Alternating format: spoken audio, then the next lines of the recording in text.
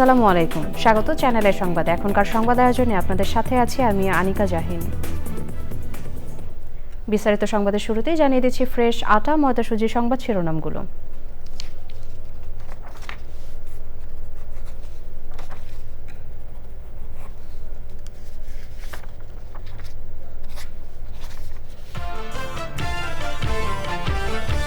সংসদ অধিবেশনের প্রথম দিন স্পিকার নির্বাচন করবেন সংসদ নেতা। জুলাই সনদের সব বিষয় ধারণে সরকারি দলের প্রতিশ্রুতি। বিরোধী দল থেকে ডেপুটি স্পিকার পদের প্রস্তাব জামায়াতের নাকচ। জুলাই সনদ ও সংবিধান সংস্কার কমিশনের বিষয়ে নিষ্পত্তির পর সিদ্ধান্ত। যুদ্ধে সবচেয়ে শক্তিশালী অভিযান চালাচ্ছে ইরান, বলেছে IRGC। ইরানের 16টি মাইন স্থাপনকারী নৌযান ধ্বংসে যুক্তরাষ্ট্রের দাবি। বিশ্বসেরা চিকিৎসা সেবা নিয়ে স্বাস্থ্য খাতে বগুড়ার TMSS ক্যান্সার হাসপাতালের নীরব বিপ্লব। সফলভাবে সম্পন্ন হচ্ছে বোন ম্যারো ট্রান্সপ্ল্যান্ট।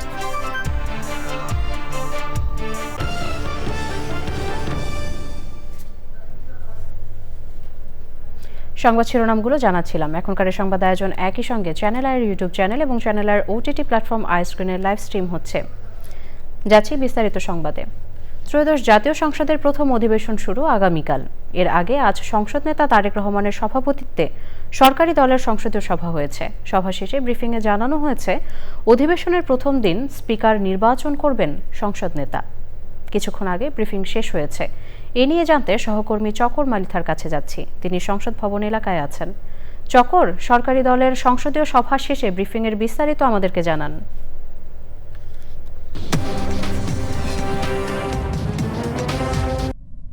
আমরা এই সংসদ ভবনে আছি।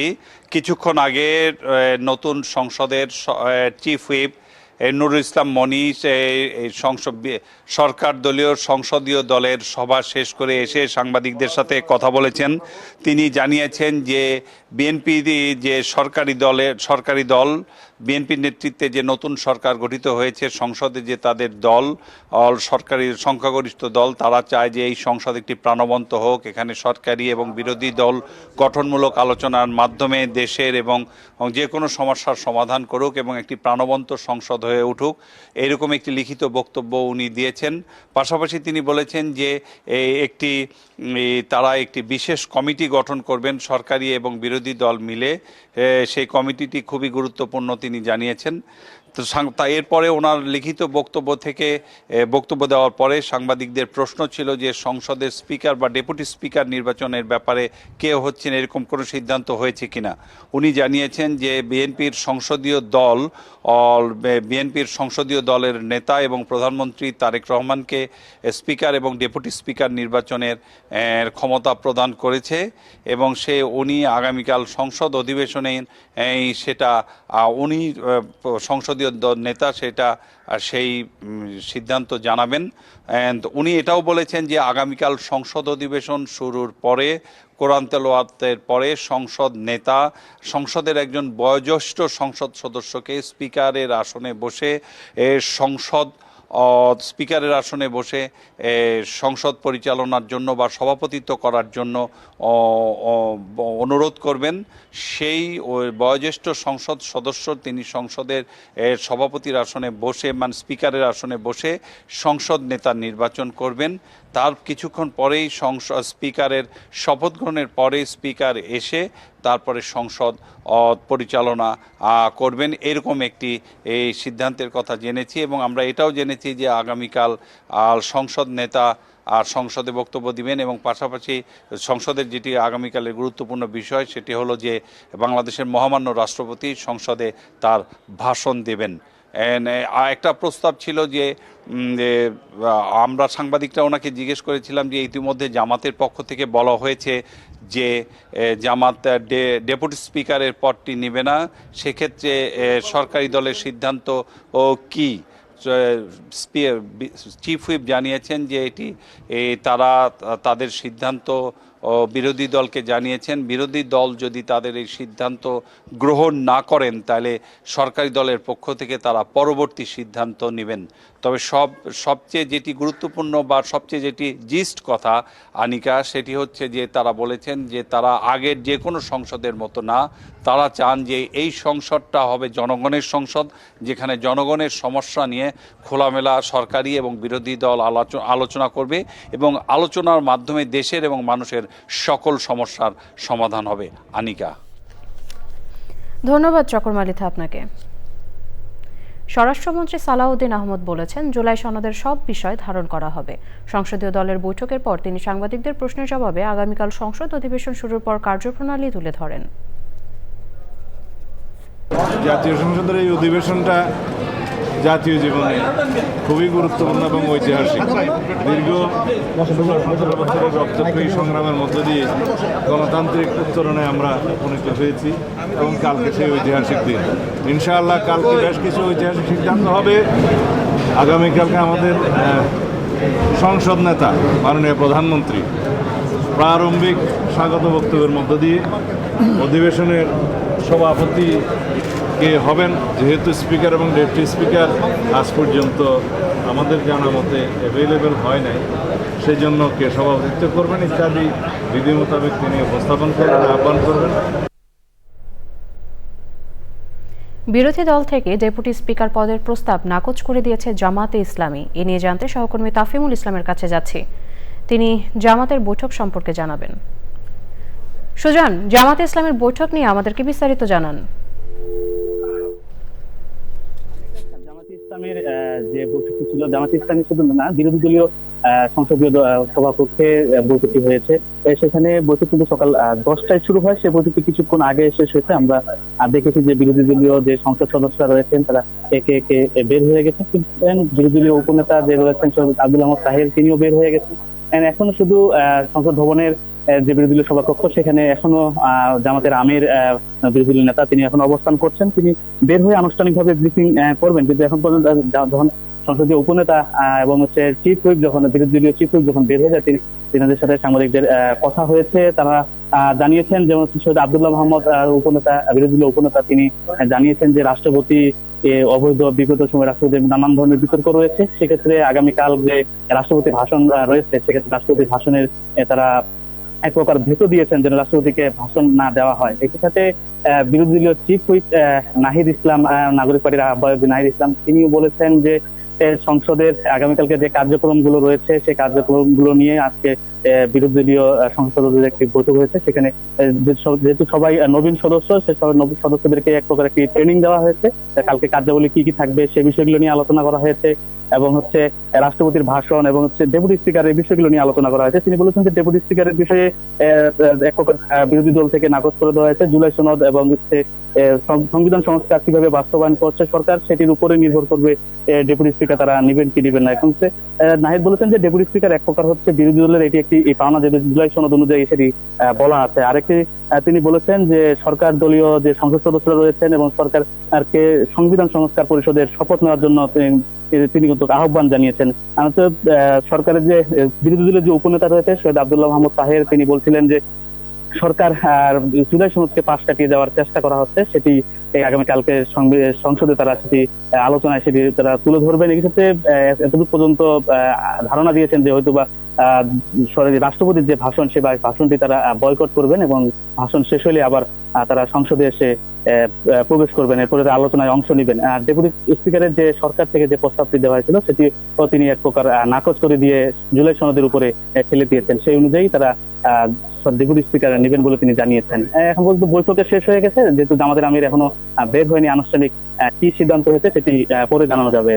আনিকা, ধন্যবাদ তাফিমুল আপনাকে। এবারে ইরান যুদ্ধের 12তম দিন প্রসঙ্গ।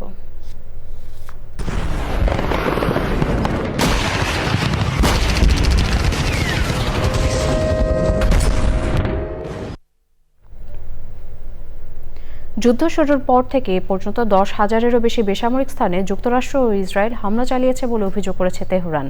যুদ্ধ থেকে দ্রুত সরে আসতে মার্কিন প্রেসিডেন্ট ডোনাল্ড ট্রাম্পকে পরামর্শ দিয়েছেন তার কয়েকজন উপদেষ্টা। ইসরায়েলের পররাষ্ট্রমন্ত্রী বলেছেন, ইরানের সাথে অন্তহীন যুদ্ধ চায় না তেল আবিব। ইরানের প্রেসিডেন্ট মাসুদ পেজেশকিয়ানের সাথে ফোন আলাপে দ্রুত যুদ্ধের উত্তেজনা কমিয়ে রাজনৈতিক সমাধানের আহ্বান জানিয়েছেন রুশ প্রেসিডেন্ট ভ্লাদিমির পুতিন। যুদ্ধ শিগগিরই শেষ হবে জানিয়ে হরমুজ প্রণালীতে মাইন না বসাতে ইরানকে হুঁশিয়ারি দেওয়ার কিছুক্ষণ পরে তেহরানের 16টি মাইন স্থাপনকারী নৌযান ধ্বংসের দাবি করেছেন ট্রাম্প। এমন পরিস্থিতিতে ইরান যুদ্ধবিরতির চেষ্টা করছে না বলে জানিয়েছেন দেশটির পার্লামেন্টের স্পিকার মোহাম্মদ বাগের গালিবাফ। সুদীপ্তা মাহমুদের রিপোর্ট। তেহরান সহ ইরানের বেশ কয়েকটি শহরে হামলা চালিয়েছে যুক্তরাষ্ট্র ইসরায়েল।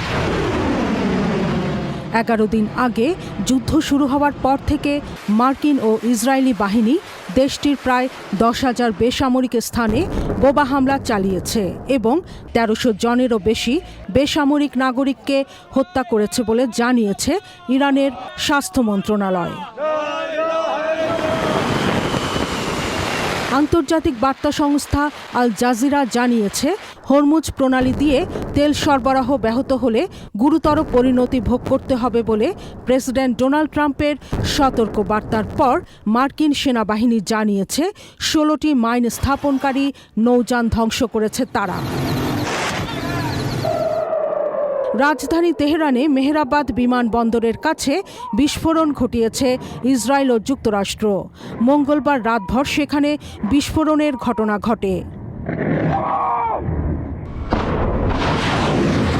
জবাবে ইসরায়েল ও মধ্যপ্রাচ্যের বিভিন্ন দেশে পাল্টা হামলা চালিয়েছে ইরান। এসব হামলায় হাইপারসনিক ক্ষেপণাস্ত্র ছাড়াও 3 ধরনের ক্ষেপণাস্ত্র ছুড়েছে তেহরান। ইরানের রাষ্ট্রীয় সংবাদ মাধ্যম ফার্স নিউজ জানিয়েছে, গত 28শে ফেব্রুয়ারি যুদ্ধ শুরু হওয়ার পর থেকে এখন পর্যন্ত সবচেয়ে তীব্র ও শক্তিশালী সামরিক অভিযান শুরু করেছে দেশটির ইসলামী বিপ্লবী গার্ড কোর আইআরজিসি। এক বিবৃতিতে আইআরজিসি জানায়, তারা তেল আবিবের দক্ষিণে হাইলা স্যাটেলাইট যোগাযোগ কেন্দ্রে দ্বিতীয়বারের মতো হামলা চালিয়েছে। এছাড়া বীর ইয়াকুব, পশ্চিম জেরুজালেম ও হাইফার বিভিন্ন সামরিক স্থাপনাকেও লক্ষ্যবস্তু করা হয়েছে। বাহরাইনের রাজধানী মানামায় একটি আবাসিক ভবনে ইরানের ক্ষেপণাস্ত্র হামলায় 29 বছরের এক তরুণী নিহত হয়েছেন। বাহরাইনের স্বরাষ্ট্র মন্ত্রণালয়ের বরাত দিয়ে আল জাজিরা জানায়, হামলায় আহত হয়েছেন বেশ কয়েকজন। সৌদি আরব বলছে, সোমবার রাতে তারা ইরানের একটি ব্যালিস্টিক ক্ষেপণাস্ত্র ও 5টি ড্রোন ধ্বংস করেছে। মঙ্গলবার ভোররাতে তেহরানে একটি পরমাণু গবেষণা কেন্দ্র ধ্বংস হয়েছে বলে দাবি করেছে ইসরায়েল। দেশটির ইস্পাহান, তাবরিজ, আহভেজ সহ বিভিন্ন শহরে হামলা হয়েছে। ইরানের স্বাস্থ্য মন্ত্রণালয় জানিয়েছে, যুদ্ধে তেহরানে নিহত হয়েছে অন্তত 460 জন।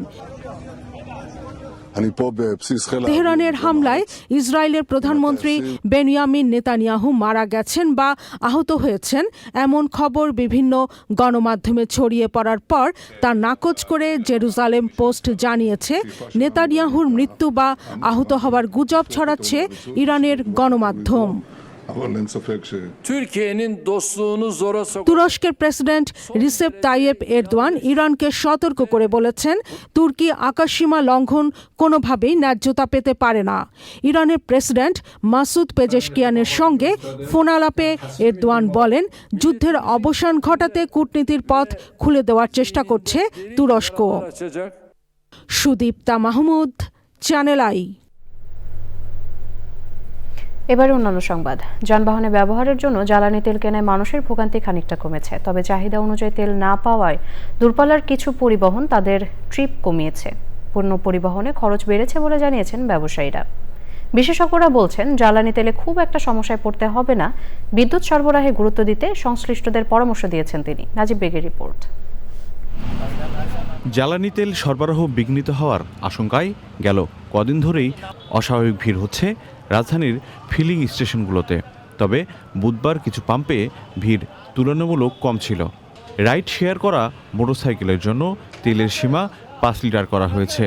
তাই তেল বেশি পেতে বেশিরভাগ বাইকার নিজেদের রাইডার হিসেবে পরিচয় দিচ্ছেন বলে জানিয়েছেন পাম্প সংশ্লিষ্টরা। হিসাবে তো দেখাতে সেরকমই, নাহলে এত তো রাইড শেয়ারের লোক ছিল না, কিন্তু এখন তো দেখা দেবে যারে জিগাই এই বলে রাখছি আর দূরপাল্লার বাসের জন্য নির্দিষ্ট করা হয়েছে তেল কেনার সীমা। এতে চলাচলে খানিকটা প্রভাব পড়েছে, জানালেন পরিবহন সংশ্লিষ্টরা। অন্য সময় থেকে এখন গাড়ি কম যাচ্ছে, তেলের একটা সংকট হতে পারে, সেই জন্য গাড়ি কম যাচ্ছে আমাদের। তো যেই গাড়িগুলো ঘুরে আসতেছে এই গাড়িগুলো তেল পাইতেছে না, তেল না পাওয়ার কারণে গাড়িগুলো সাইড করে রাখতে হইতেছে। ব্যবসায়ীরা বলছেন জ্বালানি তেল নিয়ে সমস্যায় পণ্য পরিবহনেও ব্যয় বেড়েছে। তেলের জন্য তো এখন গাড়ি ওরা মনে করেন ভাড়া নিতেছে বেশি। আগে যেটা আসতো তো সেটা মনে করেন 2,000-3,000 টাকা ভাড়া বেশি নিত। ড্রাইভাররা বলছে তেল নাই, আর তেল নিতে হয় সুরামি করে বেশি দাম দিয়া। তবে সার্বিকভাবে জ্বালানি তেল নিয়ে তেমন সমস্যা হবে না মনে করছেন বিশেষজ্ঞরা। বিদ্যুৎ সরবরাহ নিশ্চিতে সরকারকে মনোযোগী হতে পরামর্শ দিয়েছেন এই বিশেষজ্ঞ। সরকার এই উদ্ভূত পরিস্থিতিতে জ্বালানি সাশ্রয়ের উদ্যোগ নিয়েছে, এটা একটা দিক। তবে মেসেজিংটা হয়তো অন্যভাবে হতে পারত। আসলে এখানে সংকটের খুব বেশি নেই, কারণ হচ্ছে যে ডিজেলের কথা যদি চিন্তা করা হয় আগের মতো সেরকম নেই যে একটা বা দুইটা সোর্স থেকে আমরা আমদানি করছি। এখন এটা অনেক ডাইভার্সিফাইড। পরিস্থিতি নিয়ন্ত্রণে বিভাগীয় শহরে অকটেন এবং পেট্রোলের সরবরাহ 10% বাড়ানোর ঘোষণা দিয়েছে Bangladesh petroleum corporation. Najib beg, channel I, Dhaka. যাচ্ছি অন্যান্য সংবাদে। চিফ প্রসিকিউটর আমিনুল ইসলাম বলেছেন, ফ্যাক্টস ফাইন্ডিং কমিটির তদন্তে প্রসিকিউশন টিমের কোনো সদস্য ও সংশ্লিষ্ট কারো বিরুদ্ধে অনৈতিক কর্মকাণ্ডের প্রমাণ পাওয়া গেলে আইনগত ব্যবস্থা নেওয়া হবে। তিনি বলেন, সব অভিযোগ গুরুত্বের সাথে বিবেচনায় নিয়ে সত্য উদ্ঘাটন করবে কমিটি। দুপুরে ফ্যাক্টস ফাইন্ডিং কমিটির প্রথম বৈঠক শেষে প্রসিকিউশনের কনফারেন্স রুমে কথা বলেন চিফ প্রসিকিউটর। এর আগে পদত্যাগ করা সাবেক প্রসিকিউটর সাইমুম রেজার 1 কোটি টাকার ঘুষ দাবির কথোপকথন ফাঁস কাণ্ড সহ 5ই আগস্টের পরে সব ঘটনা তদন্তের সিদ্ধান্ত নেওয়ার কথা জানায় প্রসিকিউশন। তবে গতকালই প্রসিকিউটর সাইমুম রেজা তালুকদার পদত্যাগপত্র জমা দিলে তা গ্রহণ করে প্রজ্ঞাপন জারি করে আইন মন্ত্রণালয়। এছাড়া প্রসিকিউশনের আরেক সদস্য BM সুলতান অন্য প্রসিকিউটরদের বিরুদ্ধে দুর্নীতির অভিযোগ এনে ফেসবুকে পোস্ট দেন।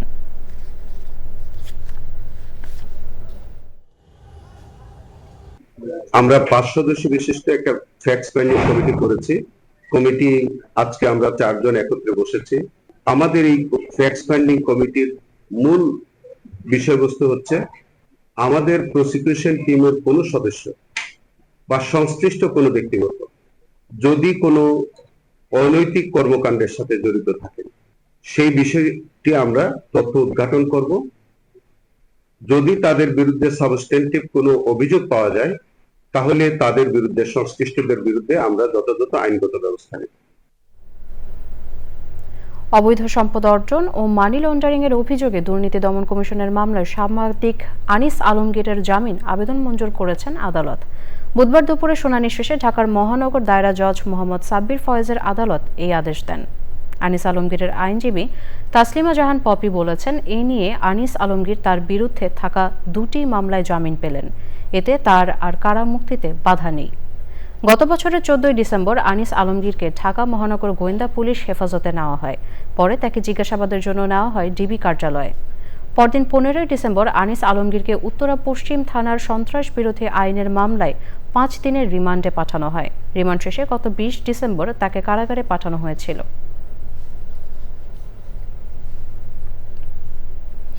বিশ্বসেরা চিকিৎসা সেবা নিয়ে স্বাস্থ্য খাতে নীরব বিপ্লব ঘটিয়েছে বগুড়ার ঠ্যাঙ্গামারা TMSS ক্যান্সার হাসপাতাল।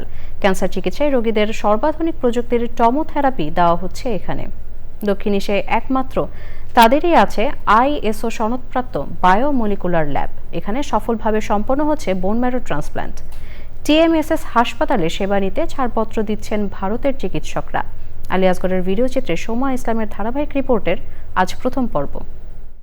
আমি ঠ্যাঙ্গামারা গ্রামে বসে আছি, it does not matter. Globalization এই টেকনোলজি আমাকে এই মুহূর্তে আমেরিকার সাথে আমাকে একদম অ্যালাইন করে ফেলছে।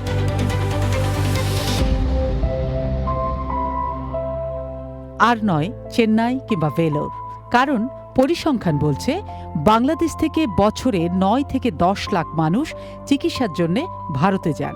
এদের মধ্যে ক্যান্সার চিকিৎসায় যাওয়াদের সংখ্যাই বেশি, অথচ উত্তরবঙ্গের 16 জেলার 4 কোটি মানুষকেই শুধু নয়, পুরো দেশের 17 কোটি মানুষের জন্য সাধ্যের মধ্যে বিশ্বসেরা চিকিৎসা হাব রয়েছে ইতিহাস আর ঐতিহ্যের শহর বগুড়ার ঠ্যাঙ্গামারা TMSS হাসপাতালে। চলুন তার নিজের চোখেই দেখে আসি। সবাই তো কিছু হলে ঢাকায় চলে যায়, ইন্ডিয়া চলে যায়, কিন্তু আপনারা এখানে কেন? আমাদের এখানে সুযোগ সুবিধা আছে, বগুড়ার মানুষ, আমরা একটা TMS নাম করা। 20 তলা এই ভবনে 1000 শয্যার বগুড়া TMSS বিশেষায়িত হাসপাতাল। সেবার মান ও খরচ সবটাই হাতের নাগালে।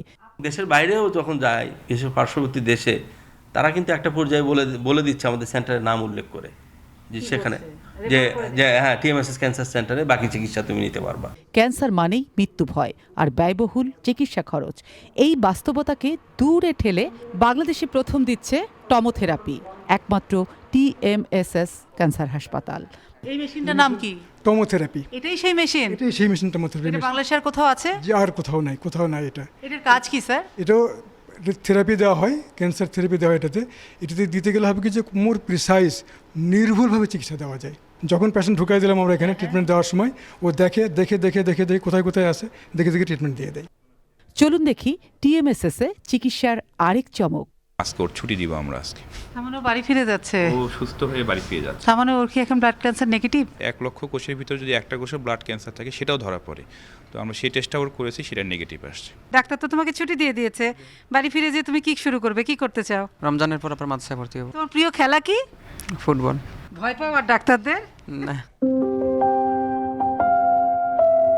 কোনো মানুষের শরীরে ক্যান্সার আছে কিনা তা আগাম নির্ণয় করা যাবে বগুড়ার TMSS বায়োমলিকুলার ল্যাবে। একটি ক্যান্সার বায়োমলিকুলার ল্যাব, যার একটি ইন্টারন্যাশনাল সর্বোচ্চ অ্যাক্রিডিটেশন রয়েছে।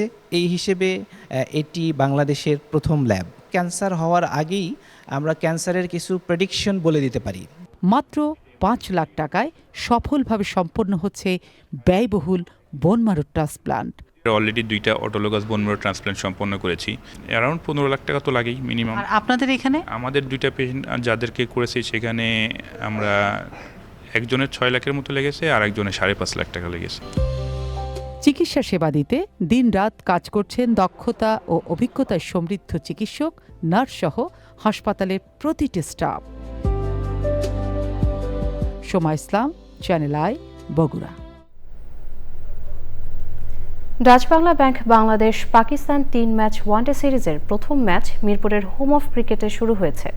Dutch Bangla bank Bangladesh Pakistan 3 match one day সিরিজের খেলাগুলো সরাসরি দেখা যাবে চ্যানেল আইয়ের OTT প্ল্যাটফর্ম আই স্ক্রিনে, আর বাংলা ধারাভাষ্য প্রচার করবে রেডিও ভূমি 92.8 FM। সিরিজের প্রথম ম্যাচে পাকিস্তানের বিপক্ষে টস জিতে ফিল্ডিং করছে বাংলাদেশ। প্রথম ওয়ানডেতে 2 স্পিনার ও 3 পেসার নিয়ে একাদশ সাজিয়েছে বাংলাদেশ। অধিনায়ক মেহেদী হাসান মিরাজের সঙ্গে একাদশে জায়গা পেয়েছেন রিশাদ হোসেন। মুস্তাফিজুর রহমান ও তাসকিন আহমেদের সঙ্গে পেস আক্রমণে আছেন নাহিদ রানা।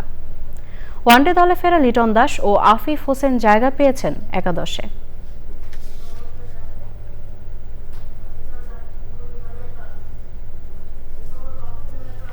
শেষ খবরে পাকিস্তানের স্কোর 1 রান।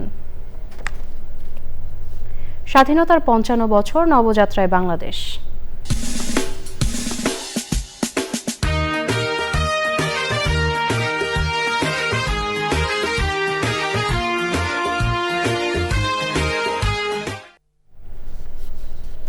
গৌরব আর গর্বের মাস মার্চ। 71-এর মার্চ মাসে শুরু হয়েছিল মহান মুক্তিযুদ্ধ। 1971-এর মার্চের উত্তাল দিনগুলোর প্রতিদিনের ঘটনাবলী নিয়ে ওবায়দুল রশিদের ধারাবাহিক রিপোর্টের 11তম পর্ব আজ। 11ই মার্চ 1971 এদিন পাকিস্তান পিপলস পার্টির প্রধান জুলফিকার আলী ভুট্টো বঙ্গবন্ধু শেখ মুজিবুর রহমানকে এক তার বার্তা পাঠিয়ে সমঝোতার আহ্বান জানান। আর করাচিতে সংবাদ সম্মেলন করে অবসরপ্রাপ্ত এয়ার মার্শাল আসগর খান বলেন, আওয়ামী লীগ প্রধান শেখ মুজিবুর রহমানই কার্যত এখন বাংলার সরকার। সেখানে সব সরকারি কর্মচারী এবং সচিবরা তার নির্দেশ পালন করছে।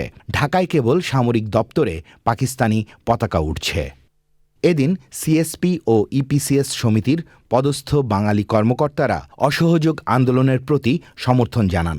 তারা আওয়ামী লীগের তহবিলে একদিনের বেতন জমা দেন।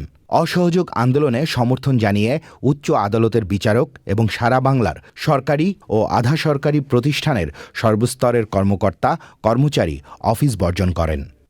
71-এর এদিনে টাঙ্গাইলের বিন্দুবাসিনী হাই স্কুল মাঠের জনসভায় ন্যাপ প্রধান আব্দুল হামিদ খান ভাসানী বঙ্গবন্ধুর স্বাধীনতা সংগ্রামের প্রতি পূর্ণ সমর্থন জানান। ভাষণে মাওলানা ভাসানী শেখ মুজিবুর রহমানের নির্দেশ পালন করতে দেশবাসীর প্রতি আহ্বান জানান। জাতিসংঘ উন্নয়ন কর্মসূচির সহকারী আবাসিক প্রতিনিধি কে উলফ বঙ্গবন্ধুর সাথে সাক্ষাৎ করলে শেখ মুজিব তার কাছে পাকিস্তানি সামরিক জান্তার সমরসজ্জার জন্য উদ্বেগ প্রকাশ করেন। ন্যাপ ওয়ালির পূর্ব বাংলার সভাপতি মোজাফফর আহমদ, পাঞ্জাব আওয়ামী লীগ সভাপতি এম খুরশিদ বঙ্গবন্ধুর সাথে তার ধানমন্ডির বাসভবনে পৃথক আলোচনা করেন। ঢাকা বিশ্ববিদ্যালয় শিক্ষক সমিতি মুক্তি সংগ্রামের প্রতি সমর্থন দেওয়ার জন্য বিশ্ববাসীর প্রতি আবেদন জানায়। পূর্ব বাংলায় গণহত্যার প্রতিবাদে চিত্রশিল্পী মুর্তজা বশির এক চিত্র প্রদর্শনীতে যোগ দিতে অস্বীকৃতি জানান। সেনাবাহিনীর রসদের স্বাভাবিক সরবরাহ জনতার বাধার মুখে পড়ে। সিলেট ও যশোরে রেশন নেওয়ার সময়ে সেনাবাহিনীর কনভয়কে বাধা দেয় মুক্তিকামী জনতা। Obaidul Rashid, Channel I, Dhaka. দর্শক, সংবাদের এই পর্যায়ে নিচ্ছে একটি বিরতি। বিরতির পর স্বাগত আরও একবার চ্যানেল আই সংবাদে। জামালপুরে স্বামীকে গাছে বেঁধে স্ত্রীকে সংঘবদ্ধ ধর্ষণ মামলার রায়ে 3 জনের মৃত্যুদণ্ডাদেশ এবং 1 জনকে বেকসুর খালাস দিয়েছেন আদালত।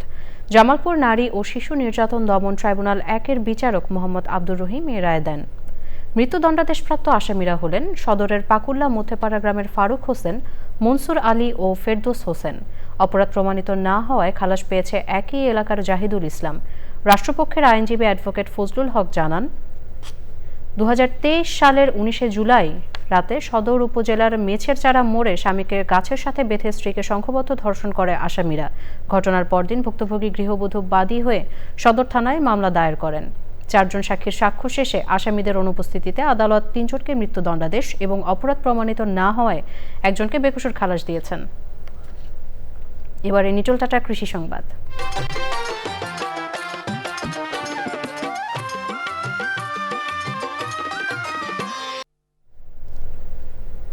ঐতিহ্যবাহী খাবার কুমড়ো বড়ি তৈরি করে জীবিকা নির্বাহ করছেন নড়াইলের নারীরা। স্বল্প পুঁজিতে ঘরে বসে উৎপাদন করে পরিবারের চাহিদা মেটানোর পাশাপাশি আয়ও করছেন তারা।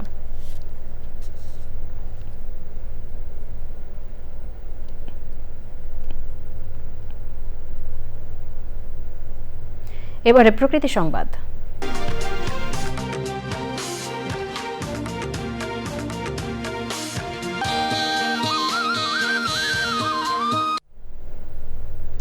পাহাড় কাটা এবং বৃক্ষ নিধন সহ মানবসৃষ্ট নানা কারণে সংকটে বন্যপ্রাণী, আবাসস্থল ধ্বংসের পাশাপাশি বিনষ্ট হচ্ছে বন্যপ্রাণীর প্রাকৃতিক খাবার।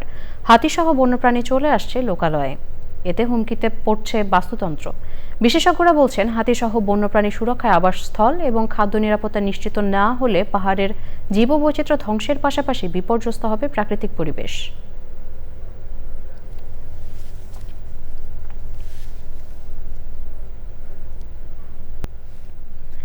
Bangladesh Pakistan Dutch Bangla bank one day সিরিজের খেলাগুলো সরাসরি দেখাচ্ছে চ্যানেল আইয়ের ওটিটি প্ল্যাটফর্ম আই স্ক্রিন।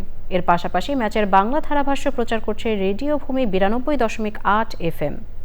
মিরপুরের হোম অফ ক্রিকেটে বাংলাদেশ পাকিস্তান প্রথম ওয়ানডেতে রেডিও ভূমি 92.8 FM এর 3 ধারাভাষ্যকারের প্রাঞ্জল বর্ণনা ক্রিকেট ভক্তদের চাওয়া পূরণ করছে। সাদাকাত ব্যাটিং প্রান্তে রয়েছেন, বাঁহাতি এই ব্যাটার তাসকিন দৌড় শুরু করেছেন, ওভার দ্য উইকেট বল করলেন outside off wide of the crease, dive করার প্রচেষ্টা, ব্যাটে বলে হয়নি, ওখানে ব্যাটে বলে হয়নি। ছোট্ট করে একটা আপিল লিটন কুমার দাস ছিলেন উইকেটের পেছনে, তিনি আপিল করলেন, কিন্তু সেই আপিলে সাড়া দেওয়ার মতো কিছুই দেখতে পেলেন না আম্পায়ার। দর্শক, সংবাদ শেষ করব, তবে তার আগে ফ্রেশ আটা ময়দা সুজি সংবাদ শিরোনামগুলো জানিয়ে দিচ্ছি আরও একবার। সংসদ অধিবেশনের প্রথম দিন স্পিকার নির্বাচন করবেন সংসদ নেতা। জুলাই সনদের সব বিষয় ধারণে সরকারি দলের প্রতিশ্রুতি।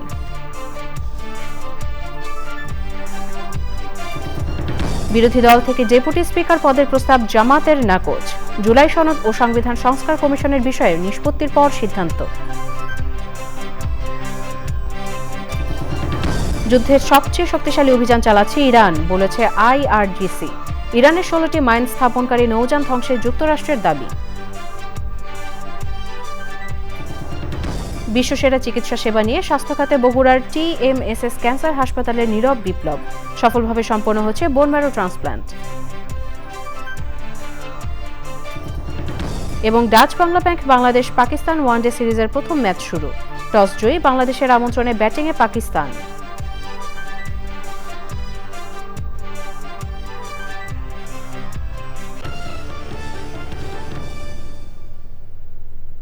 সুধী দর্শক, পরবর্তী সংবাদ দেখার আমন্ত্রণ রইল। এতক্ষণ আমাদের সাথে থাকার জন্য সবাইকে অসংখ্য ধন্যবাদ।